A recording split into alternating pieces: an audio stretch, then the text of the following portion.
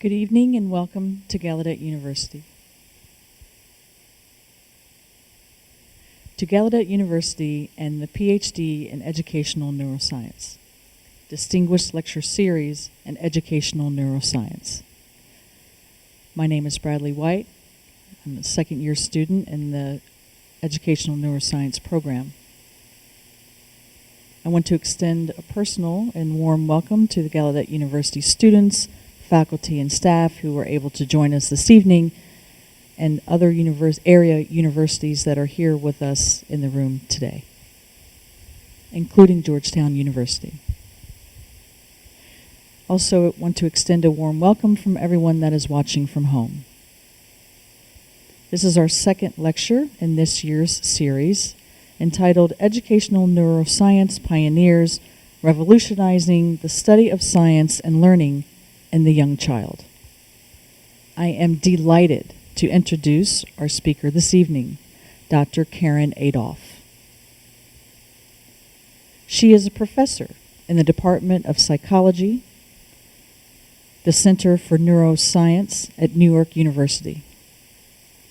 She received her bachelor's degree from Sarah Lawrence College and her master's and PhD from Emory University. She is a fellow of the American Psychological Association and the American Psychological Society, and the president of the International Society for Infant Studies. She is also the author of many scientific publications. She has received countless awards, including the James McKean Cattell Sabbatical Award,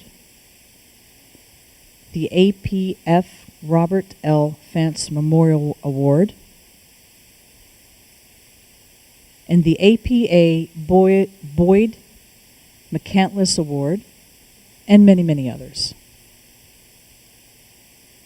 Dr. Adolph promotes data sharing in behavioral sciences through her databrary.org project.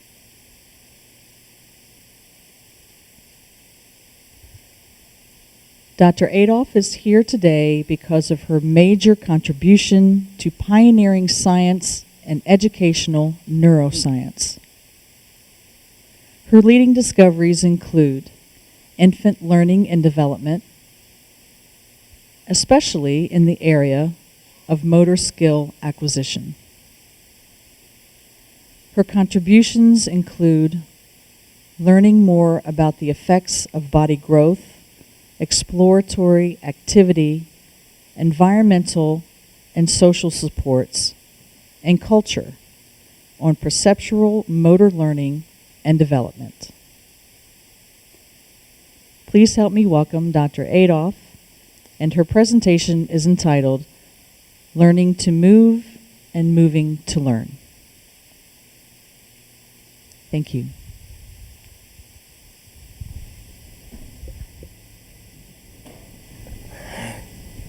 Thank you. Thanks for inviting me. So this talk is about learning to move. And learning to move is one of the most important tasks of infancy. So for us, understanding how babies learn to move is one of the most important tasks of developmental research. And I don't think that we can understand it if we focus on only one part of the problem. So you can't just focus on, the muscles or the limbs or any other part of the body. And you can't just focus on parts of the brain or even all of the brain, or on the structure of the physical environment, or on what parents do or don't do. You have to study all of it. You have to study a baby in a body with a brain in a physical environment that's filled with other people.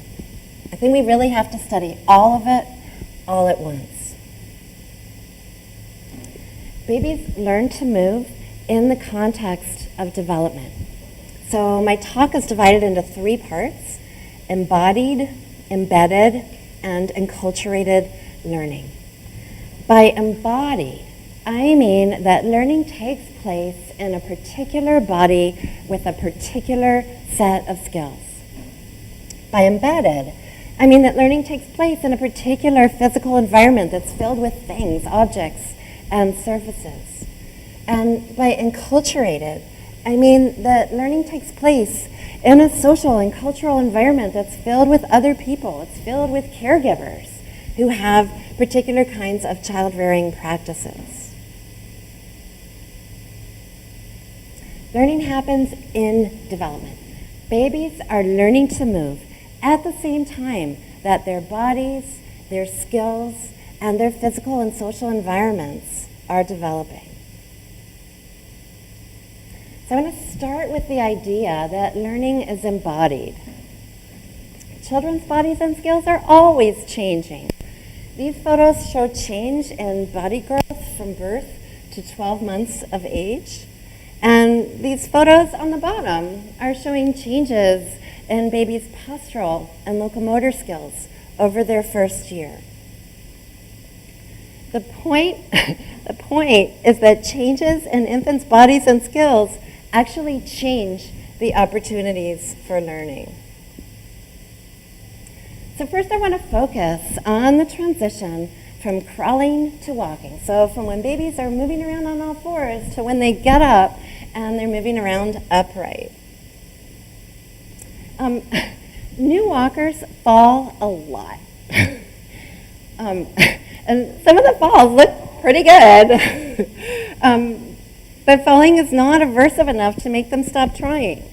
So clearly there's consequences for errors in balance, but babies are still going to walk. Now, most falls don't happen because of a change in the ground surface. Babies just have trouble keeping balance on 2 feet.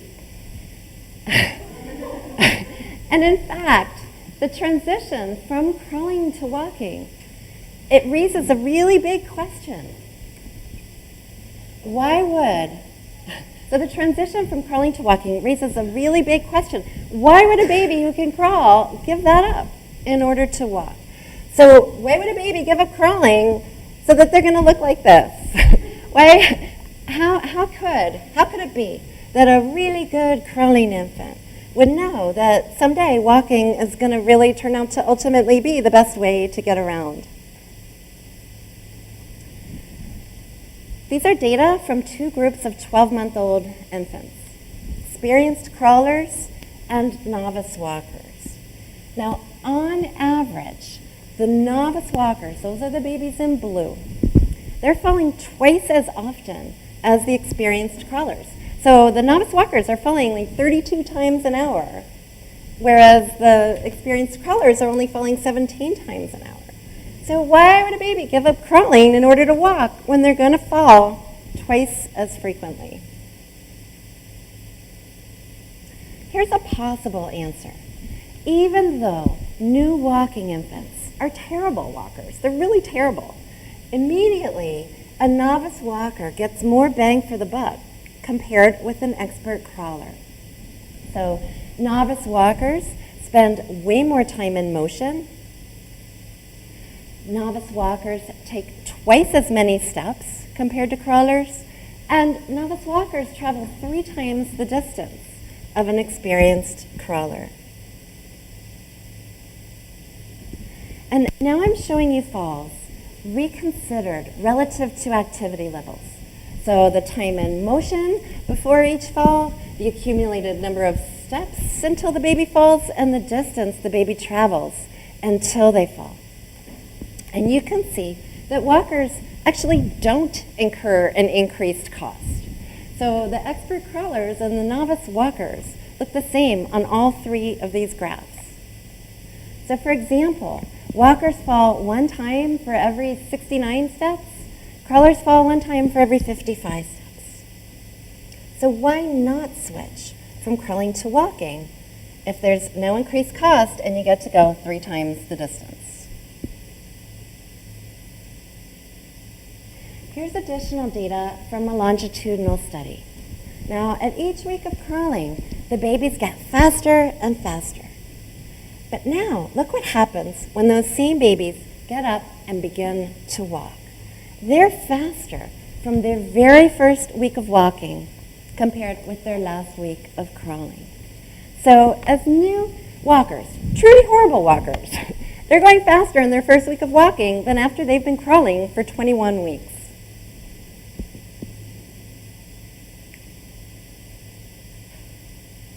Why walk? Well, one result of switching from crawling to an upright posture is that it actually changes infants' whole view of the world.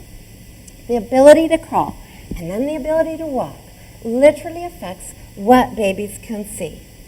So I want to show you crawling infants' view of the world. The bottom panel is just showing you a view of a baby crawling. The top panel is showing you what the baby can see while he's crawling. And the crosshair is the point of gaze. So that's where the baby's directing its attention, and then the whole screen is showing you what's in the baby's field of view.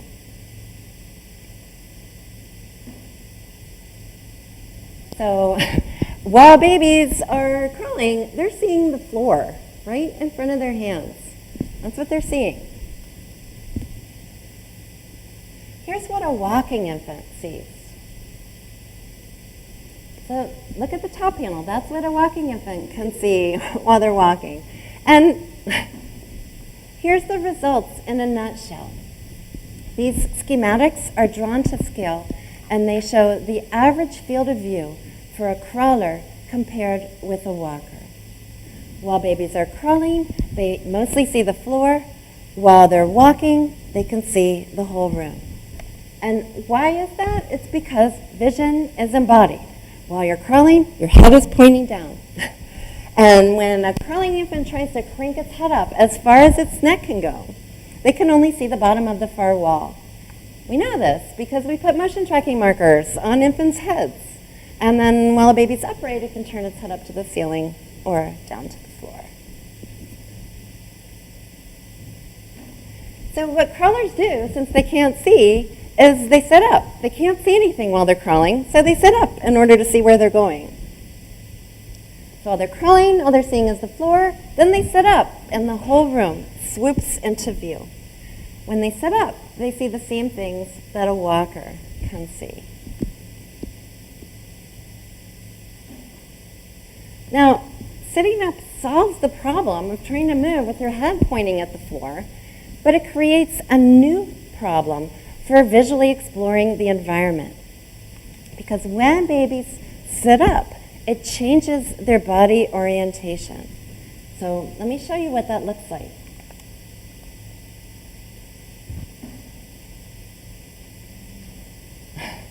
When a baby sits up from crawling, they have to roll over their hip, and it turns their body 90 to 180 degrees away from the direction they were originally facing.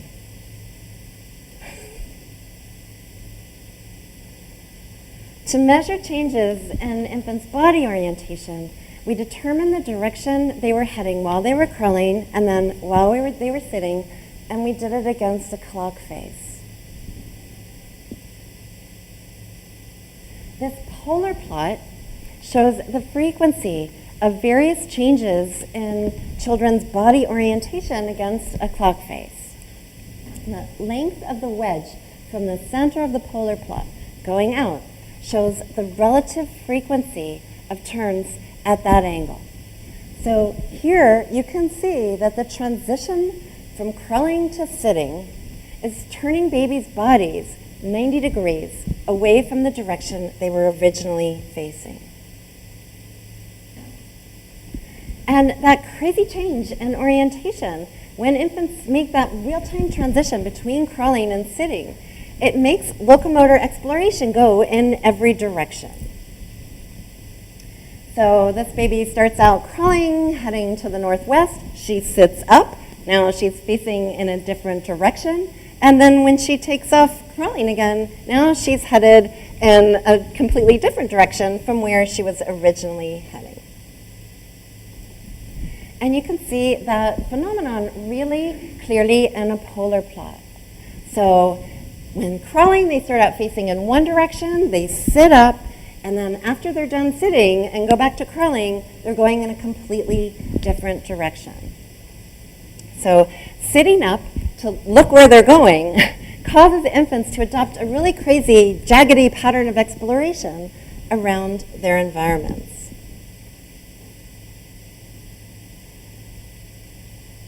Like vision, locomotor development also affects how babies play with objects. This graph is showing you babies that are all the same age. They're all 13-month-olds. And some of them can crawl and some of them can walk. They play the same amount with objects, and it's a lot. They're playing with objects for 30 to 40 minutes out of every hour. These are just like babies in their house, just being a baby. But the quality of their object play is really different, depending on whether the baby is a crawler or a walker. One thing that's different is how much babies carry objects. So these data are how much spontaneous carrying per hour in crawling versus walking infants at 13 months of age. And you can see walkers carry objects a lot more than crawlers, but crawling babies also carry objects. Some of these guys are carrying objects 20 times an hour. A crawler's lugging an object around 20 times an hour. And I want to show you, okay, I have to talk through this. Crawlers can carry objects. So they can carry objects by just holding it in their hand and crawling on top of it.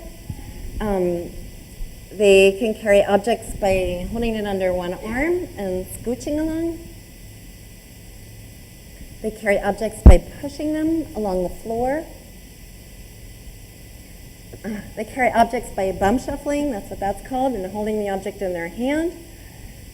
And they can crawl carrying objects with the object in their mouth.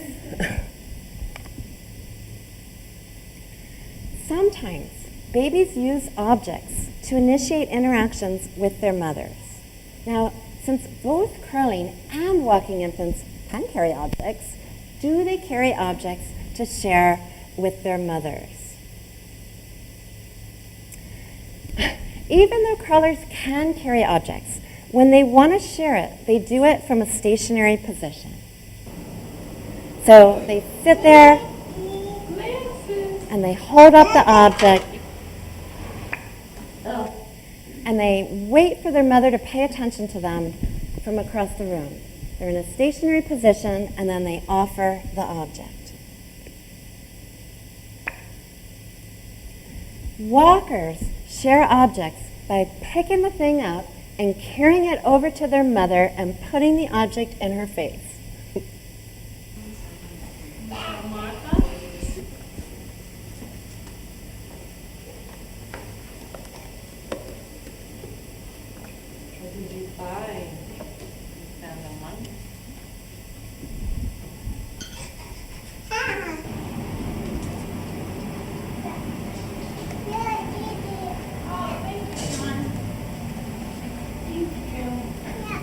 Thank you. That last one's like one of my all-time favorite clips because it's like this kid is going on a trek, through the apartment to carry an object so he could share it with his mother. All right, here's the data. Crawling infants share objects from a stationary position. That's the big blue bar. Walking infants also share from a stationary position, but in addition, they'll approach their mother with the object. So even though both crawling and walking infants can carry objects, when crawlers want to share with mom, they wait for their mother to respond to them from across the room. But if a walker wants to share, they take the object and move it over to their mother and then share it. So these developmental changes from crawling to walking affect how babies share objects with their mother. But does it matter to the mother? How do the moms respond?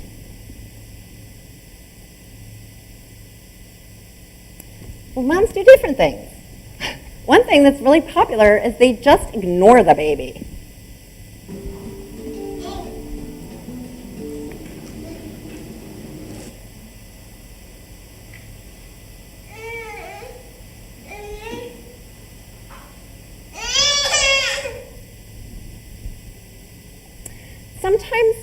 they just affirm that the baby did something. Like they'll say yes or okay or thank you. It's kind of like a proof of life. Like your kid goes like, ah, and you just go like, yeah, you talked. Thank you. Thank you. Mothers can use referential language. That's essentially nouns, adjectives. So this is actual real information about the object. That's the duck. Yeah. Oh, orange ball. And they can use action directives. These are verbs. These are function words. These are things that you can do with the object. The blank.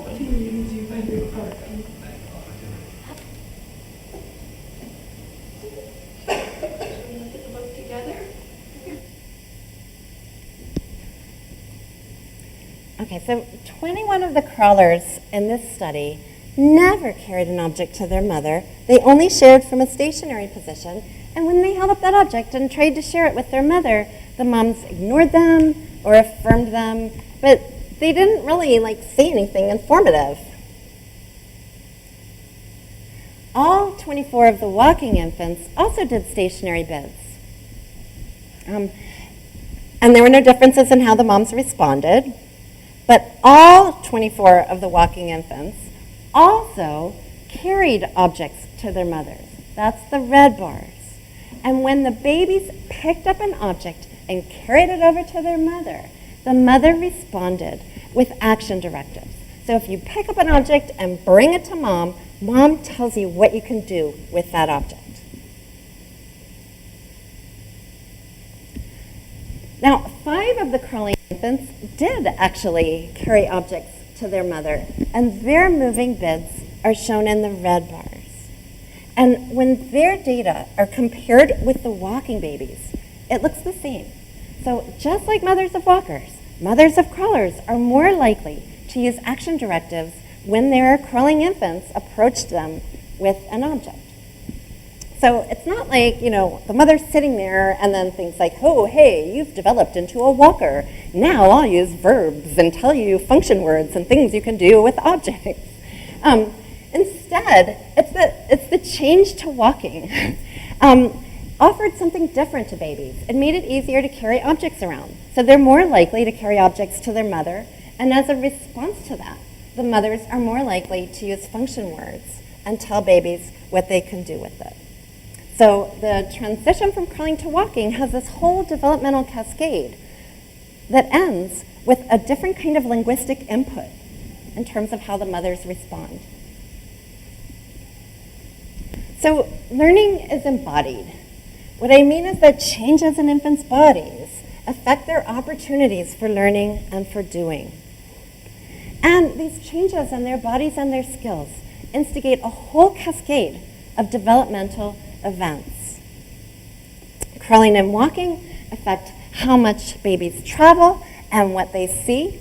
It makes them, infants are more likely to switch from crawling to walking because they can go more, they can see more, they can play more, and they can interact more. The real-time transitions between crawling and sitting shape how babies explore their environments, and this is because infants' bodies and how their bodies can move are affecting the way that babies can see.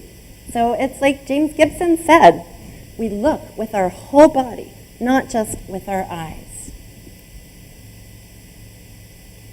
And the development of walking changes how infants interact with objects, how they interact with people, which in turn alters their caregiver's linguistic input to them. Okay, now I want to talk about embedded learning. Learning takes place in a physical environment that's filled with objects and surfaces that affect possibilities for action. The physical environment is variable, it's always changing, and here's the really important point. The physical environment actually develops because new parts of the world open up as your bodies and skills are changing, as you're getting bigger and better. And I want to tell you about our cliff studies. This is an adjustable drop-off apparatus. It can have a very small drop-off, like a step, and a step affords locomotion, or it can have a really, really big drop-off, like a cliff, where locomotion is impossible. So this drop-off is like the famous visual cliff, only this isn't an illusory cliff, this is a real cliff. Experienced 12-month-old crawlers select their actions adaptively. So these babies will easily crawl down drop-offs that are within their ability, but they'll avoid a drop-off that's even slightly beyond their ability. I want to show you what happens in the same age babies who have just started to walk. These babies will repeatedly walk over drop-offs that are beyond their ability.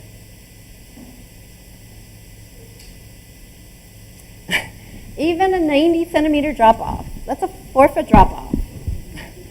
Babies will just walk right over the edge. They actually have no clue about the limits of their abilities.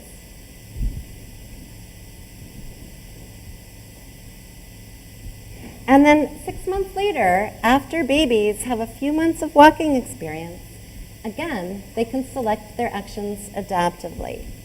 So these babies can perceive precisely, within 1 centimeter of accuracy, whether a drop-off is safe for walking.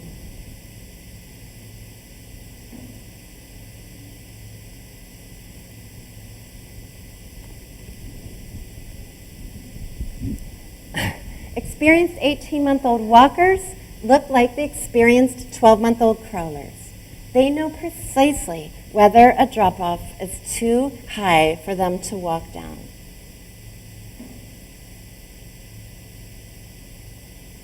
So I want to show you some data. The 0 here is the largest drop-off that each baby could navigate. So the data are normalized to each infant's actual ability. The negative numbers are drop-offs that are smaller than the baby's threshold, so they are safe by definition. And the positive numbers are drop-offs that are larger than the baby's threshold, so these are the risky drop-offs. And this red curve is showing experienced 12-month-old crawlers. These are group data. Look at those tiny little error bars. This is perfect. These babies are probability matching. They're actually attempting to crawl over a drop-off based on the conditional probability of success.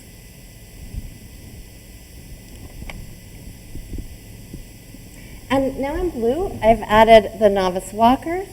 These guys completely overestimate their abilities. They'll attempt a drop-off that's 9 centimeters too large on 75% of the trials. They'll attempt a drop-off that is 90 centimeters high on 50% of the trials. This group is the same age as the crawlers. The difference is they just had not learned to perceive the relations between the drop-off and their new locomotor posture. And now I've added in the 18-month-old experienced walkers in green, and they perceive equally well as the experienced crawlers. What this means is that infants are coordinating perception and action through experience with that perception action system. Crawling experience teaches infants to perceive what they can do while crawling, and walking experience teaches infants to perceive what they can do while walking. These longitudinal data, sorry, I have to talk through this one too. They're going to show really dramatically the transition from crawling to walking. So this is a novice crawler, so a baby in the very first week of crawling. That's a fall. They have no idea how steep of a slope they can crawl down. By 10 weeks of crawling, infants make mistakes about half the time. So about half the time, they'll try a slope that's too steep, and half the time, they'll correctly recognize that the slope is too steep and slide down backward. By 20 weeks of crawling, infants have really fast, really efficient exploratory movements, and they can tell precisely, within 2 degrees of accuracy, whether a slope is safe or risky for crawling. But then, when those same babies now stand up and face the same slope as a novice walker, they have no idea about the limits of their abilities. So they'll try to walk over really steep slopes over and over again, just as they did when they were first starting to crawl. And by 10 weeks of walking, again, their errors have dropped to 50%. They're not faster the second time around. They just have to have it all over again. These are separate learning curves in development. There's no savings from crawling to walking.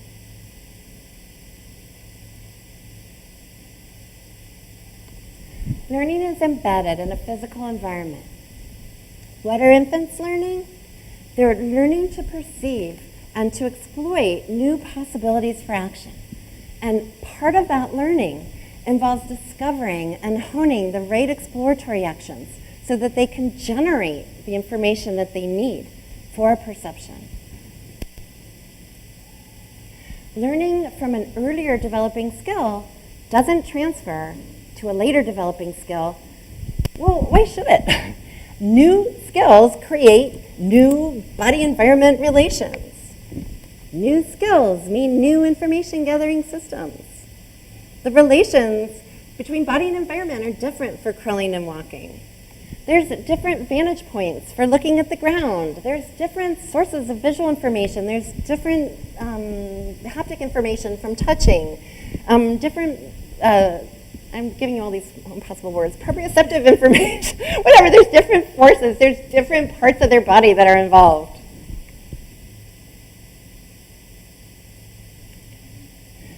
Now I'm going to turn to the idea that learning is enculturated. That learning has to happen in a social environment. And it's an environment that's filled with caregivers who offer social information and who use different kinds of child-rearing practices. And I think enculturated learning happens at 2 different time scales. So real-time learning, real-time social influences affect how caregivers either support or constrain infants' perceptions and actions. The developmental time really depends on, parents' expectations and their child-rearing practices and how they structure their home environments.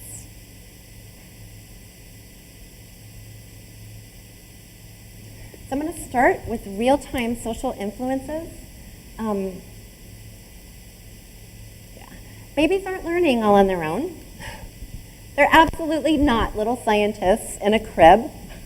They're born into a social environment that's filled with other people.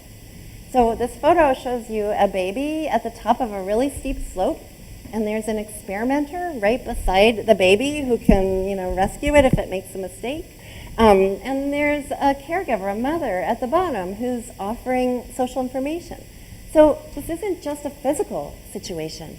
It's also a social situation. The question is, how do babies weigh and integrate the perceptual information that they get from their own exploratory activities with the social information that's being offered by their mothers? Here's how we asked that. First, we found the steepest slope that each baby could walk down. So it's like their threshold slope, and that takes about 40 trials of babies walking down slopes. Then, we asked the moms to encourage and discourage their babies from walking down. And we did that on safe slopes that were shallower than their threshold, on risky slopes that were steeper than their threshold, and on truly ambiguous slopes right at that threshold slope. So 40 trials to figure out what each baby's threshold slope was, then 24 additional trials where the mothers offered different kinds of social information.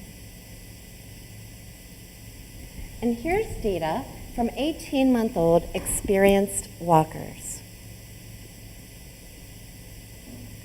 Babies ignored mother's social information on safe slopes and on risky slopes. They're always walking down the safe slopes, even when their mom says no, no, no. And they never walk down the risky slopes, even when their mom encourages them to go.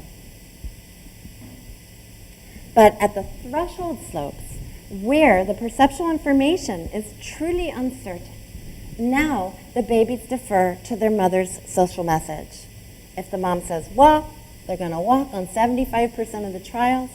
The mom says don't walk, they're only attempting it 25% of the trials. This is a video of a typical infant at the threshold slope, and the mom is going to encourage the baby, so the baby's going to try to walk. So this is the slope that is truly uncertain, and the mom is using her voice, her gestures, her language, her face, everything she can to get the baby to walk. Come here, little buddy. Go, go, go, go, go, go, go, go. Get it. Get it. Go, go, go, go, go, go, go, go, go.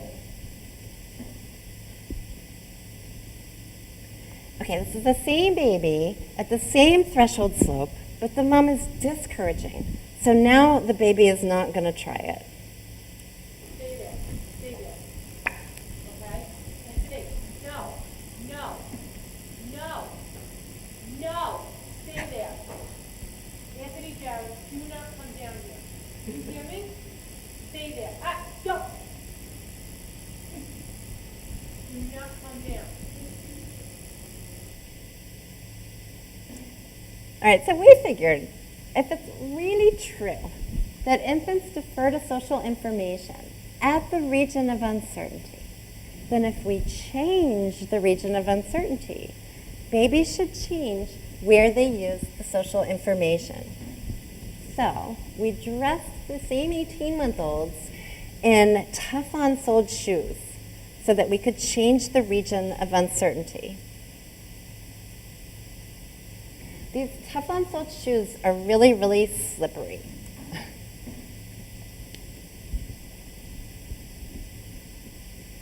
So if that baby weren't wearing Teflon-soled shoes, that slope is really, really easy to walk. The Teflon-soled shoes changed highly skilled 18-month-old walking infants into really bad walkers.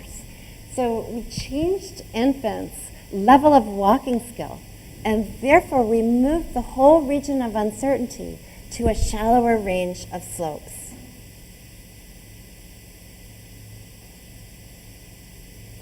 Here's the decisions for 18-month-olds while they're wearing the Teflon-soled shoes. And now the x-axis is just the absolute degree of slope from 0 to 50. So the babies still knew that the really steep slopes were risky. But now, at these really, really shallow slopes, even at 0 degrees, the infants are deferring to their mother's social information. They're more likely to walk when mom encourages them, says walk.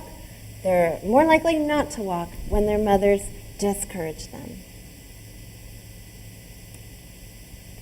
All right, so I want to push out from real time to talk about child rearing practices. Something as common and everyday as a diaper can change the form of infants' walking movements. So we compared how babies walk in 3 conditions: while they were naked, while they were wearing a thin disposable diaper, like a Pampers, and while they were wearing bulky, old-fashioned cloth diapers with plastic pants. And we tested 13-month-old novice walkers and 19-month-old experienced walkers. And we tested them in a standard lab task. So infants walk over a pressure-sensitive carpet that records the timing and placement of each footstep. And it looks like that.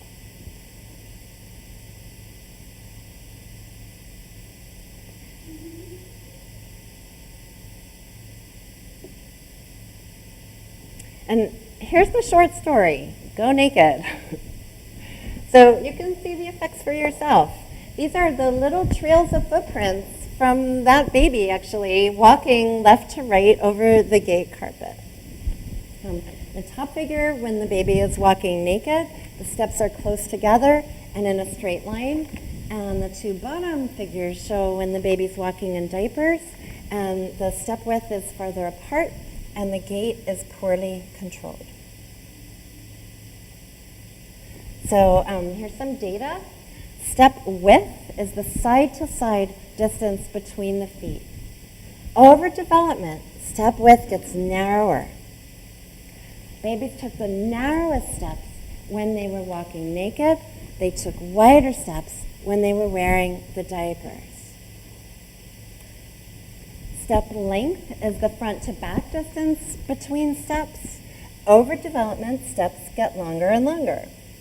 Infants took the longest steps while they were naked and in disposables. They took shorter steps in the bulky cloth diapers. And the base angle is the angle between their feet. Over development, these angles get closer to 180 degrees. Infants showed the largest dynamic base angles when they were walking naked and smaller base angles wearing diapers. Now, for every measure, 19-month-olds walk better than 13-month-olds. That means that the diapers are equally disruptive to walking at the time when babies are first learning to walk and when they're really skilled, pretty expert walkers. And in case you're looking at the, y-axis and thinking, like what's a few centimeters in step width or whatever between friends? The functional difference of wearing, say, a bulky cloth diaper on step width is 7.5 weeks of walking experience.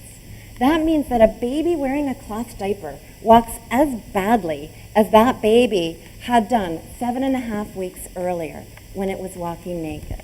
The cost of wearing a pamper is 5 weeks.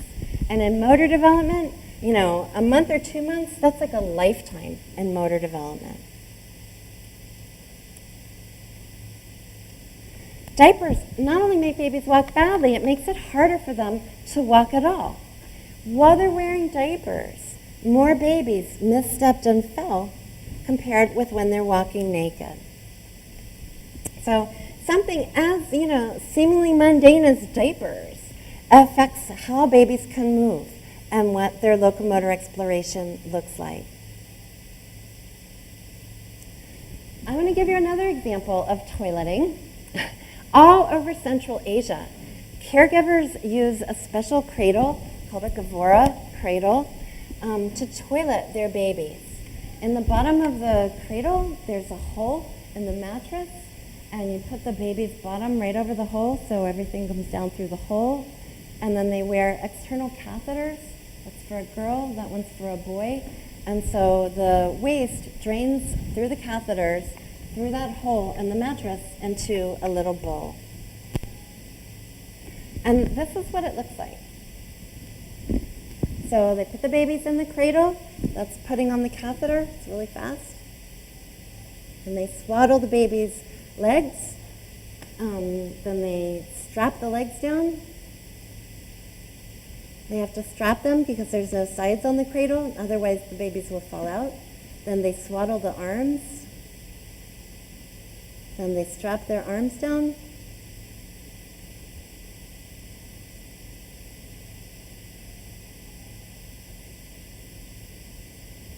And then this must be the winter because they're covering the baby with a blanket, and then they'll cover the whole cradle.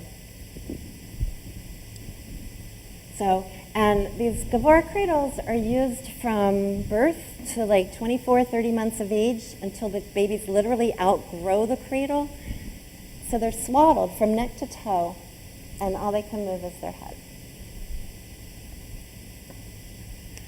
From videos of the babies just playing when they were outside of the cradle, we scored their highest demonstrated skill, whether they could sit with their arms down, sit independently, crawl on their belly, bum shuffle, crawl with their belly off the floor, cruise along furniture, stand independently, or walk independently. Here's the percent of babies in each age group and their highest demonstrated skill. So at 0 and 4 months, the babies couldn't do anything. But at 8 months, 40% of these babies still hadn't demonstrated any skills at all. Only 20% of them could sit by themselves. Only 16% of them could crawl. To compare, by 8 months in our culture, nearly all babies can sit independently, and 2/3 of them are crawling. That whole bar would be green and red.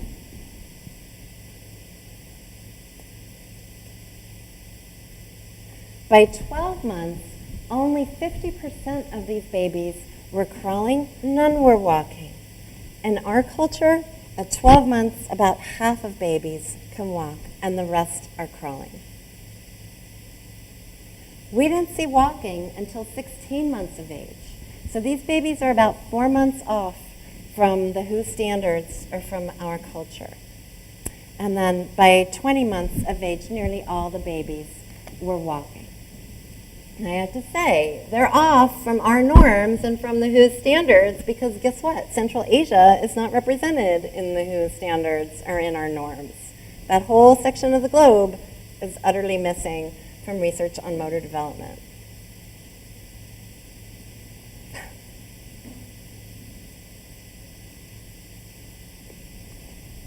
Cradle hours has a dose-response effect on motor skill. That means that the more hours the baby spend in the cradle predicts what their highest motor skill is. And that's true even when you partial out the effects of test age.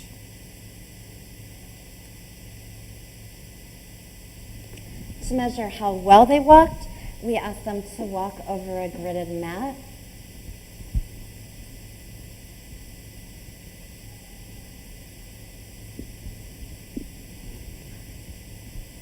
The hours in the cradle predicted how well they walk, controlling statistically for their test age. So these graphs are showing you that how fast they walk and the length of their steps are related to cradle hours. Babies who spend the least amount of time in the cradle walk faster and have longer steps.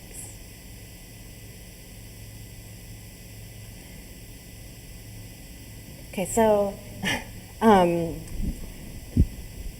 constraining infants' movements can delay or impede motor development, but exercising infants' movements, facilitating their movements, can accelerate motor development.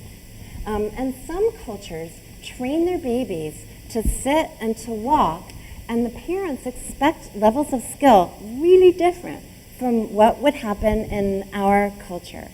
So in some cultures, parents think about sitting and walking, not like, oh, you know, it's just like a little flower. One day my baby will sit and walk. They think about it the way we think about potty training and reading. Like, no baby's going to just, sit on the potty and figure out how to go. No baby's going to just, like Tarzan, pick up a book and figure out the symbol system and figure out how to read it. So they train their babies to sit. This is a typical 5-month-old in Cameroon. It's a 5-month-old. In our culture, 5-month-olds don't even sit. This baby sits so well that the mom is utterly confident and walks out of the room while the baby is sitting on a high bench. So, anyone in here who has like a child, I know some of you do, like how old were you, how old was your child when you felt comfortable enough to walk out of the room and leave your child sitting on a high bench or a high counter? My daughter is 16, I'd probably leave her on a bench now, but when she was 5 months of age, she couldn't sit actually, but I wasn't confident even when she was 8 months and could sit, so that I could walk out of a room and leave her there. These parents are so confident because their babies are really that good. And these babies are sitting for extraordinary lengths of time. It's really hard to get a baby in our culture to sit for 28 seconds. These babies can sit for 28 minutes in a row. So there's huge cultural differences. This is Italy, Argentina, Korea, the US, Kenya, Cameroon, huge cultural differences in something like sitting still. There's also huge within-group differences, and these differences come along with the different kinds of child-rearing practices.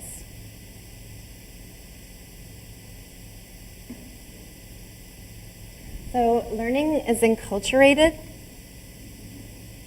It's enculturated because caregivers provide their babies with real-time social information that affects their movements. And caregivers have different kinds of child-rearing practices that affect infants' bodies and affect their environments. And caregivers structure the physical environment, and they structure infants' activities. And in doing, they're facilitating or constraining the opportunities for learning. The real take-home message from this presentation is that babies learn to move actually everything they're learning to do. They're doing it in a changing body that is situated in a changing environment, that has a changing layout, changing objects, and changing people, who themselves have changing social interactions and expectations and child-rearing practices. And I think that motor development is unique in developmental psychology because in this domain, we focus on embodied and embedded and enculturated learning. And although there's few studies that are attacking the whole picture, it's totally feasible.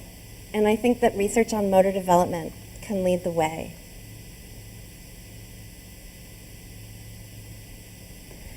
So I want to end with a few comments about sharing behavioral development. The DataBury project is a data sharing project that's funded by NSF and by the NIH and by SRCD. And the idea is to help developmental scientists to get more out of their data by sharing and reusing research videos. So that's why I was pumping you guys about all your video and what you collect. Because if you're collecting videos, you can share them and other people can reuse them.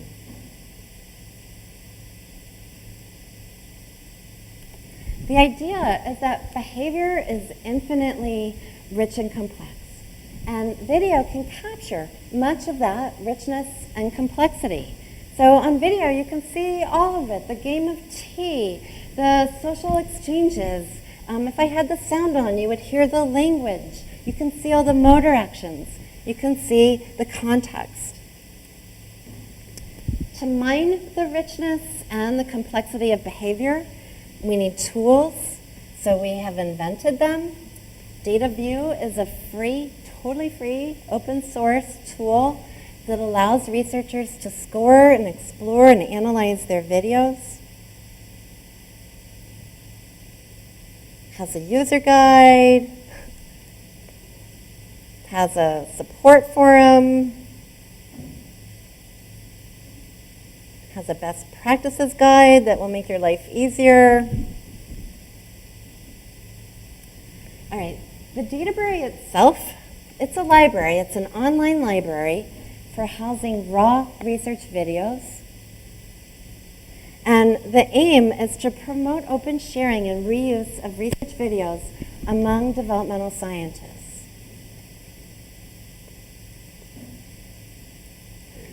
This is important. Video is special. It's different from imaging data or thermodynamic data or flat file data. It's different because the video is the raw data. And in that sense, video can speak for itself. You can see what the researchers did and how the children responded. You don't need to know how the data were processed or what instrument collected the data, because it's all there on the video. So there's no issues with data provenance. And that means that other researchers can reuse your videos that were collected in a different researcher's lab, so that they can ask questions that are going beyond the scope of the original study, questions that maybe the original person had never even imagined. honestly, typically, I code my videos with the sound off. If I didn't have collaborators who knew something about language, I wouldn't be here telling you about, action directives. I don't really actually even know what an action directive is. But someone else can come in and do language analyses on my videos that I have been scoring for things like how many steps and how many falls. By sharing and reusing videos, we can increase transparency, we can speed progress. And the Databrary provides a video management system, and it will automatically transcode, how do you say that, videos into preservable formats. So basically, Databrary organizes and stores your videos indefinitely.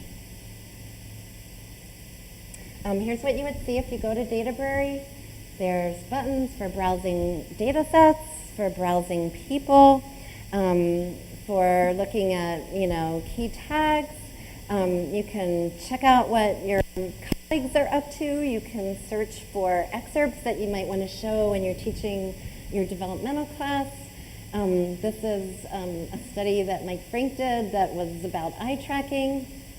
You can see what all the other stuff that Mike Frank is up to, or any of the other researchers who are sharing and storing their videos in Databrary. So share, reuse, enjoy. Thank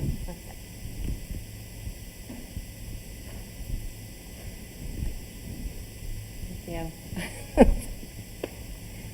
Thank you so much. Thank you so much. Wonderful presentation. We have some time for questions and answers. Yeah. And I also want to say, if you have a question, if you could please come up to this point in the stage here. And we also have interpreters, or if you would like to speak your question, you can do that as well. But we all need to come up front so that we can see. So, any questions? Please come forward.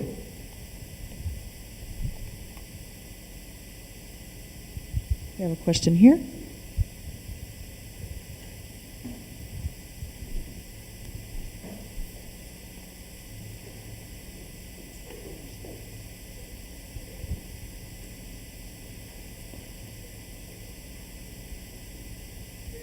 Am I in the right place? X marks the spot. I enjoyed your presentation very much, Dr. Adolph. Wonderful. Oh, there you are. Yeah.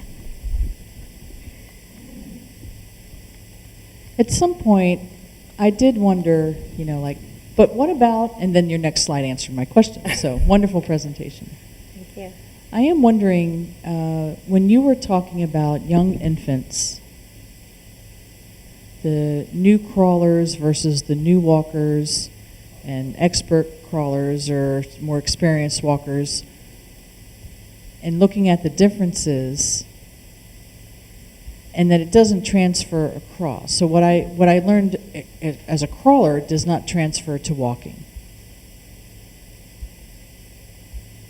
And thinking about like the Teflon shoes and the cloth diapers versus Pampers, and I was amazed. I didn't think about walking and crawling that much till today. So my question is, with the younger toddlers, when they're learning these things, how quickly does their system, I think that their information gathering mechanisms, how quickly do the children adapt? So for example, you gave them the Teflon shoes, how that impacted their immediate recognition of, oh, this is not, an appropriate degree of slope with these shoes, or did they have to fall a few times before that happened? Or so that's one part. And then the other question is relative, dealing with the randomness of it. So I'm wondering if in diapers, well, let's say they're already naked, as they usually are, right? So then they put a diaper on. So is it more awkward for them to put it on a diaper, and then how do they adjust to that? Okay, so, whoops.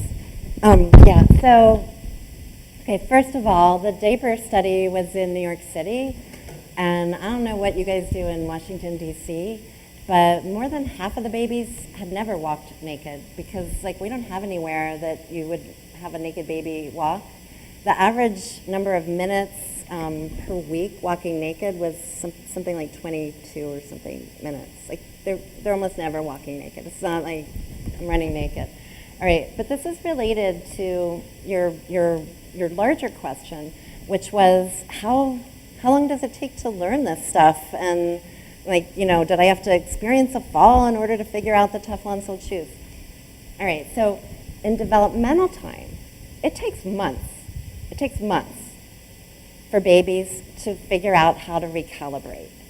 It's not like I'm a complete idiot, false alarm at 100%, and then months go by, and then all of a sudden, whoosh, perfect. It's like gradually, day after day, week after week. It takes about 20 weeks of practice. Now, what does it mean to practice? I didn't show you these data, but the average toddler is taking something like 14,000 steps a day, in a waking day. They're traveling the distance of something like 45 American football fields in a day. So multiply that out by 20 weeks before a baby has adult-like perception of the limits of its abilities. But once you get there, you're there. Like, you can wear heels, you can wear a tight skirt, you can, you know, like deal with like a new little, whatever, this drop-off thing that I've never done before. And I can recalibrate instantly. And so can every healthy adult, and so can every healthy 18-month-old infant. You know, babies who have been walking, by 6 months of walking, they look brilliant. They look like an adult. So it's very much like language. Movement is creative and it's generative. You don't want someone who has, and the other part of your question, like, do you have to fall in the Teflon-soled shoes? No. They come in the lab and they know what they can do, even when you test them in a situation they've never experienced before. And we know that because when we test babies longitudinally and then have control infants who are only tested at set intervals, they look the same. We know that because when we give babies special training, like, come on, if you walk down a slope hundreds of times, day after day, over weeks, surely you'll look better than a baby who just came in at the post-test, 14 sessions later. They don't. It's just like, you did it. That's what you can do. And it's just like language. You can say and understand sentences that you've never said or heard before. That's what you need with movement. You need something that's flexible, that's adaptive, and that can be like calibrated and figured out and produced, understood on the spot for these local conditions. And it takes a long time. I think it also takes a long time for other things that are really basic for human life, like language. But really good question, so thank you.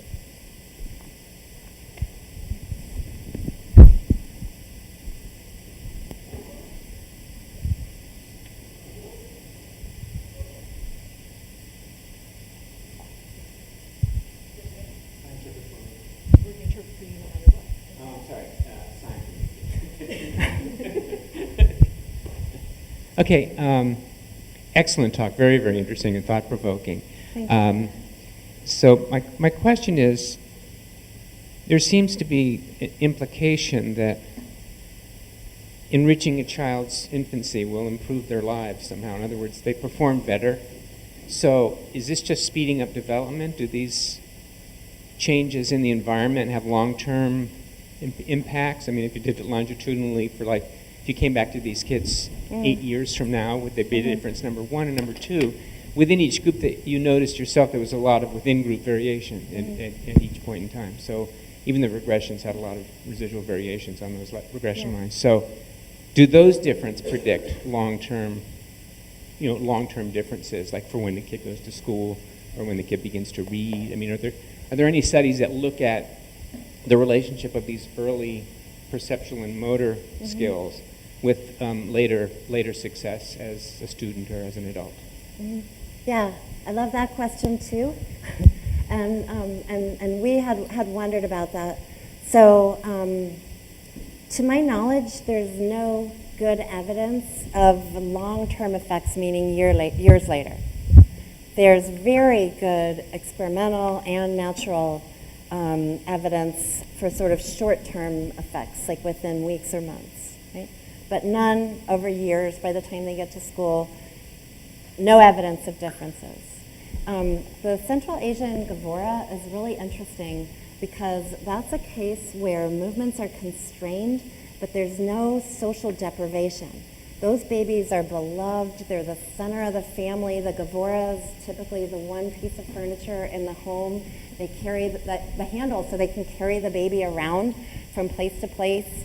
The babies are typically fed in the cradle. So they're in there and day and night, but if the baby cries or calls out, somebody is behaving contingently, like rocking the cradle or singing to the baby or minding the baby. Right? Part of the noise in that data is that it's just really, the data collection is really, really noisy. So in our first study, all we were able to do was to find out how many hours the baby was cradled yesterday. And I think those data are probably robust, but it doesn't tell you how many accumulated hours from birth till today, right? And then the measures, so interesting, the measures of sort of their highest demonstrated motor skill, we did because the typical thing you would do is ask a parent retrospectively, how old was, Lily when she could first walk all the way across the room, like from here to here without falling or stopping? And every other parent we had asked, would say, well, it was before, no, definitely she was doing it at Christmas. I remember she kept running into the, they can date it. The question makes sense. To the Tajik mothers that we questioned, the question made no sense. It was like saying, when was the first day that Lily could read a sentence? And you go like, I don't know, she's in second grade, she's reading sentences now. But when was the first day that Lily could read a sentence? So they would say things like, I don't know when was the first day. What day do you want it to be? And we feel like, we don't want it to be any day. We want it to be the day she first did it. And they're like, well, all right, 3 months. And we go like, no, your kids can't do anything at 3 months. Like, when was it? And like, the questions just made no sense. So we just videotaped them playing and said, like, at least by now the baby can do whatever. For the gate things, like, we couldn't bring a gate carpet into their homes because they only have electricity like 3 hours a day in Tajikistan. So we just did this. So the data collection is very noisy, which to me suggests that the relation between constraint and motor development is very strong. But I'll tell you what else, and this is what what the people in Tajikistan said. Everybody in Central Asia walks and talks. They do. They walk, they talk, they wage war just like we do. So, what it suggests to me at the moment is that motor development is incredibly, incredibly plastic, and all the other things that go along with it. Now, that said, we had your same question. So happily, NSF gave us additional grant dollars so we can check on these babies longitudinally, so we'll know between age 3 and 5 whether there's some kind of relation between what their motor skills look like now and how long they were cradled as infants. But they're all walking and running, and we started collecting these data now, and the kinds of things you measure in 3 to 5-year-olds are like kicking balls and throwing balls or whatever. They don't look great at it, but they climb ladders, they ride horses, they, walk over narrow bridges. Like, their lives are just really different. So I think in some ways motor development is leading developmental science, but I think in other really important ways we're lagging behind areas like language acquisition, which has always recognized that different cultures have different languages and different ways of speaking to their children and different kinds of input, and maybe we should look at the input. That probably matters. Motor development is just catching up in that regard. So, like what I would say right now is if your kid in the US started walking at 16 months versus 10 months, I wouldn't expect any difference in kindergarten, and either one of them might play soccer or, end up being Michael Jordan or whoever. Yeah.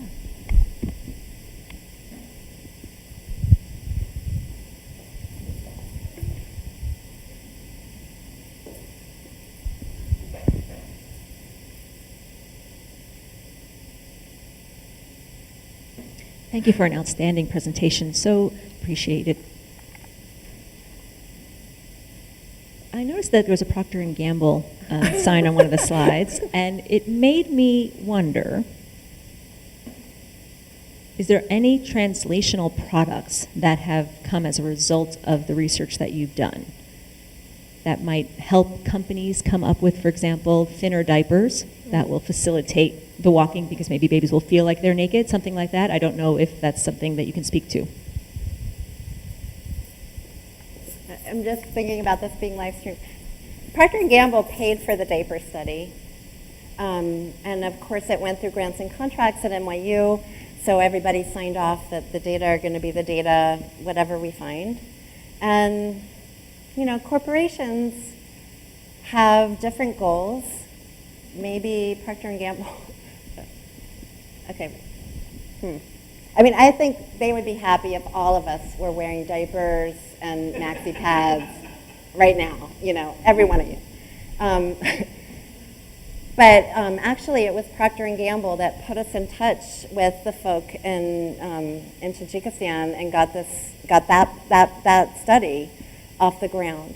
And Procter & Gamble has been doing some really cool and exciting work in Africa, especially helping girls to use feminine products so that they don't have to stay out of school because they, you know, are menstruating, and helping girls to feel more empowered so that when they reach puberty, they don't suddenly have to change all their life goals and expectations. For me, I'm not sure that I mean, my primary goals aren't to build products for, you know, Procter & Gamble's baby care branch to make even more money. My goals are more to understand how development works in typical and atypically developing children. And I think that the findings actually have been very influential for pediatric clinical practitioners in understanding, in particular, understanding the enormity of experience that leads to, you know, typical, normal, healthy motor development. You know, we spoke a lot about how insurance companies are controlling healthcare in terms of deafness, but it also is true in terms of you know, developmental motor disabilities, and you know, like a typically developing baby takes more steps before breakfast than they're going to get in their insurance-paid therapy over the course of a week. So yeah, so that's more what I'm about, is like trying to understand, and not just how much, but like what is the quality of those steps. And if we did have the funding to do it, to help children with disabilities, what should their experiences look like?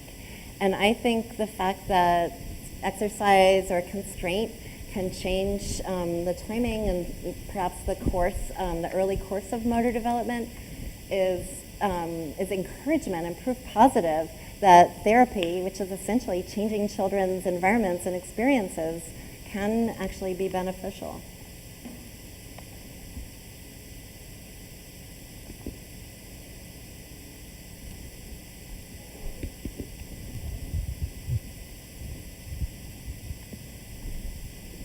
I do have a question, and I think we have time for one more.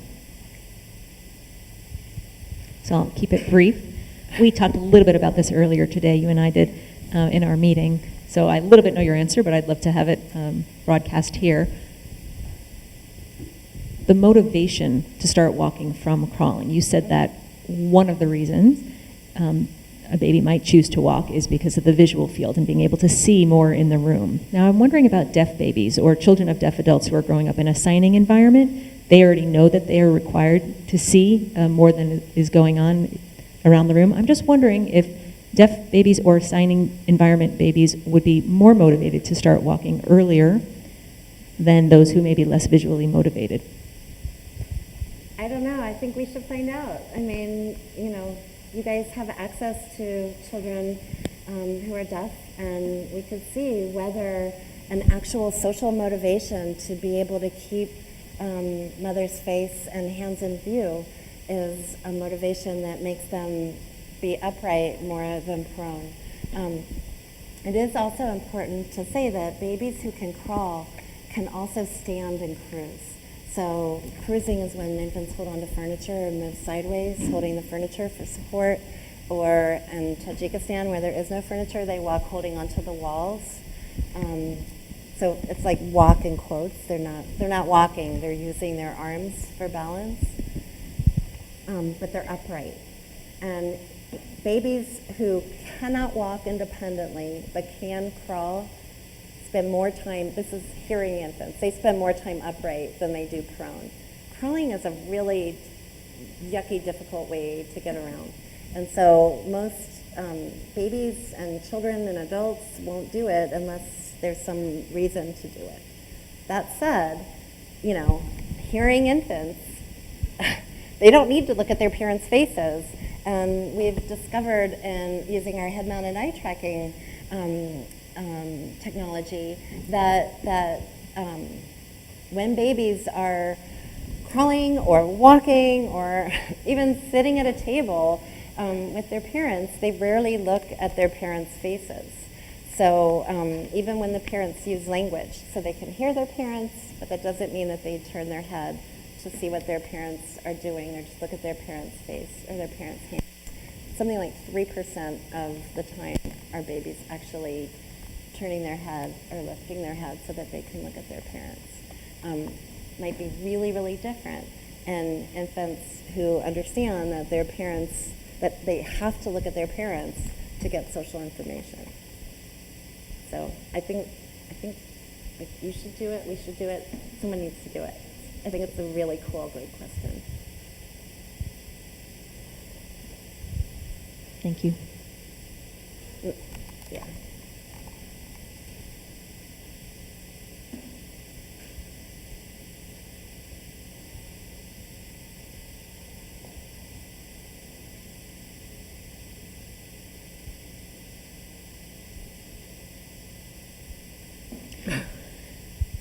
Well, are there any other final questions?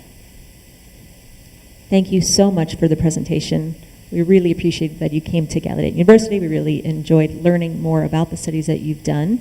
And I think all of you received an evaluation paper form, and we would really appreciate it if you would take a few moments to help us with these lecture series. So please fill out that evaluation form. And immediately following this lecture, there's a reception at SLCC Atrium.